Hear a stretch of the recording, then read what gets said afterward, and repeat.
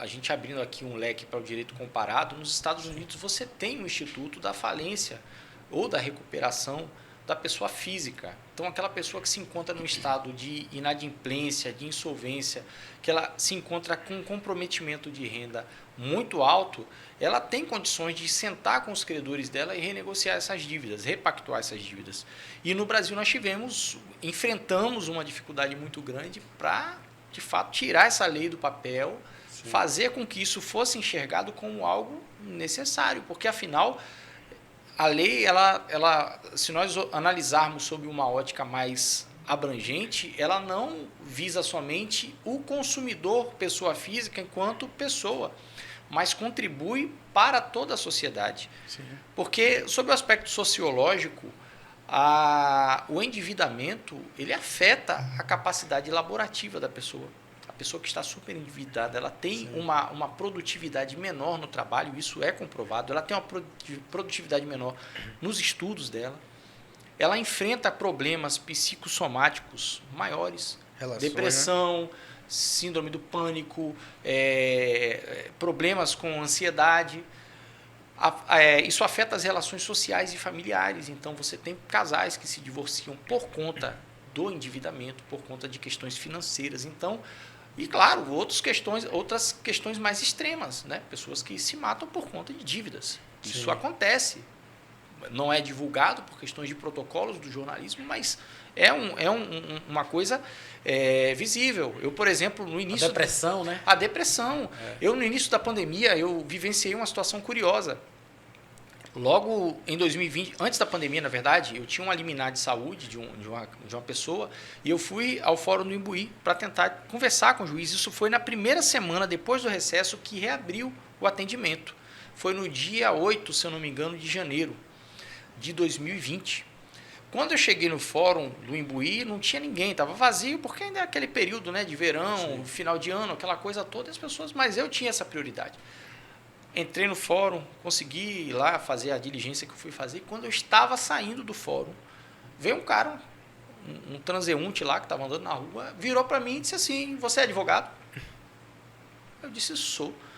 "Me diga, o que a lei diz se eu subir ali daquele viaduto agora e me jogar dali de cima?" "Como assim?"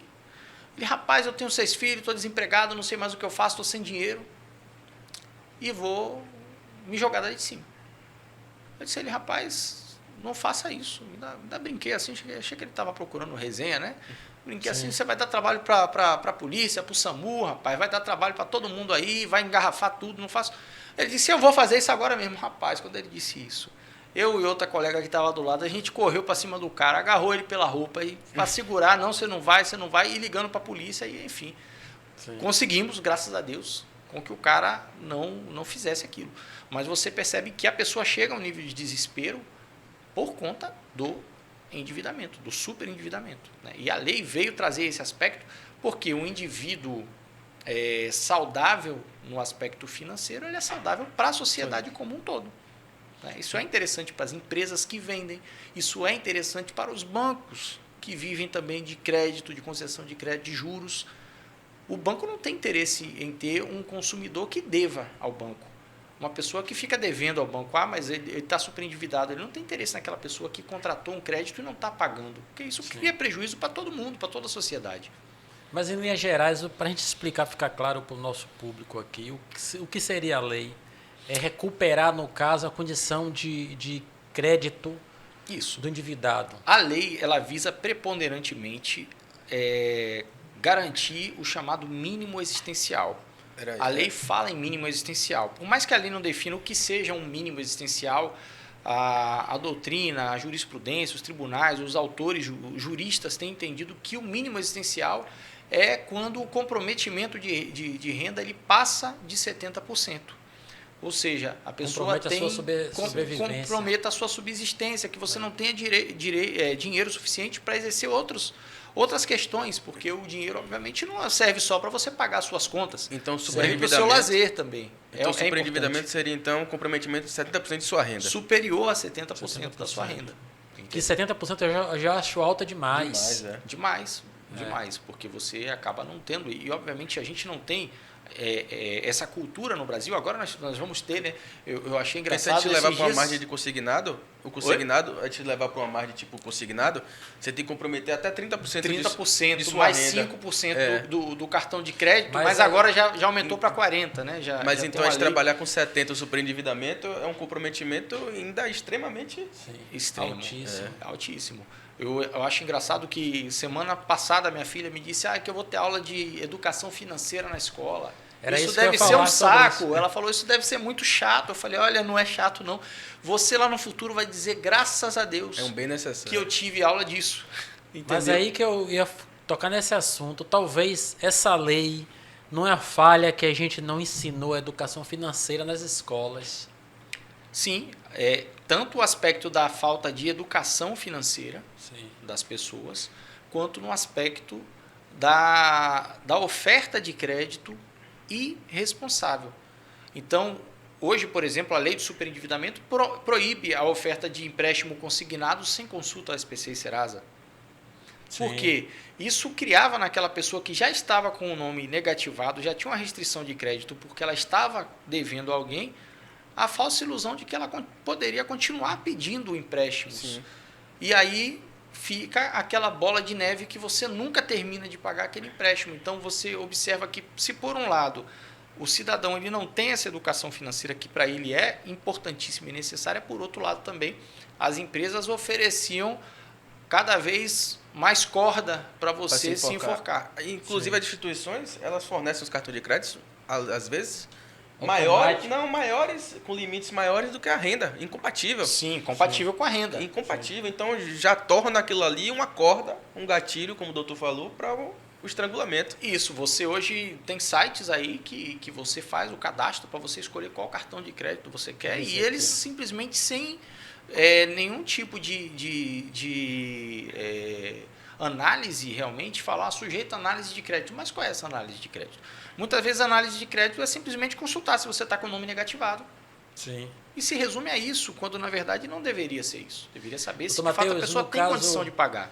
O Instituto Brasileiro de Defesa do Consumidor declara em 30 milhões de pessoas que estão no superendividamento. Sim. Ele não fala nem na questão da pessoa que está com o nome negativado, que aí já é outra história. Sim, mas que está hiper... Existem pessoas que estão realmente numa condição... É aquela pessoa que quando o salário cai na conta, quando ela cai de manhã, quando ela vai olhar de tarde, o dinheiro já foi embora, ela não sabe nem para onde foi. E existe isso, de fato. É fruto de uma série de coisas, do apelo, do marketing exagerado, de você comprar aquilo que você não precisa. E tem aí a questão do cartão de crédito, né, que é o dinheiro de plástico. Você vai comprar o que você não precisa com o dinheiro que você não tem. A verdade é essa. E você acaba ficando nessa condição de superendividamento. E os negativados hoje, acho que chegam a quase 70 milhões de brasileiros com o nome no SPC e Serasa, né, com dívidas aí. Sim. E a média da dívida não é alta. A média das pessoas que estão devendo não chega a R$500. Quer dizer, há pessoas com nome sujo por R$500. Agora também a pandemia também acelerou muito também essa questão do endividamento, do desemprego e tal. Sem dúvida, o desemprego. A pessoa que tinha ali um cheque especial, que tinha uma linha de crédito pré-aprovada, que tinha um cartão de crédito, lançou mão disso. Eu tenho hoje diversos clientes nessa situação. Gente que, inclusive, investiu. Eu tive o caso de uma cliente que comprou duas minivans para fazer transporte escolar, coitada, no final do ano de 2019. Sim. E foi o planejamento dela com o marido. O marido saiu do emprego, pegou o dinheiro para comprar aquilo junto com ela, para dar entrada, para financiar em 60 meses. 5 meses depois, fechou tudo. Ia fazer transporte escolar para transportar quem, para onde exatamente.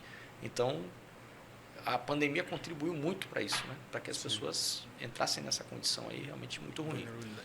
Outro aspecto também sobre a lei é que dessa fatia dos endividados tem a questão que é possível identificar quem são esses endividados. Aí tem na fileira que faz esse bojo são aposentados, os pensionistas. Então são pessoas que têm uma garantia certa no final do mês, um recebimento certo. Sim. Então as empresas de certa forma que é um negócio, eles têm interesse nesse público. E aí o senhor falou sobre a questão do empréstimo, facilitar o empréstimo. Sim. Ele facilita o empréstimo porque ele tem uma garantia certa. Não consulta a folha por causa que o dinheiro já é um aposentado, o dinheiro vai cair na conta. Mas aí a questão dos 70%, quando a gente diz que a pessoa tem uma... Para não ser considerado superendividado, não ultrapassa 70% da sua renda. Sim. Só que aí essa renda que a gente está falando é uma renda de consumo, não é uma renda geral. Sim, sim, sim. Que tem esse aspecto também, porque eu tenho outras dívidas, como IPTU, outros impostos, outras dívidas que não se calculam como consumo. Como é que o senhor vê essa questão? De fato, a lei ela protege ali no âmbito das relações de consumo e deveria proteger em outros aspectos, principalmente na questão de arrecadação tributária. Então, você começa o ano, por exemplo, você já tem ali IPTU, IPVA para pagar. Muitas pessoas optam por fazer o pagamento parcelado, mas você tem outros custos extraordinários que fogem da relação meramente consumerista. Né? E, inclusive, determinados tipos de operações bancárias também não estão enquadradas na lei do superendividamento. Isso, muitas vezes, não cria aquela falsa percepção de que você vai conseguir repactuar aquelas dívidas, que você vai conseguir se desafogar, e muitas vezes isso não é realidade. Então, por exemplo, se você tem um profissional liberal que recolhe ali outros impostos, que tem um recolhimento de previdência de forma autônoma, por exemplo, isso entra também no leque ali de valores que ele deve pagar mensalmente, né? E não é então, computado. Você tem isso aí. A anuidade do OAB mesmo não entra na lei do superendividamento. Né?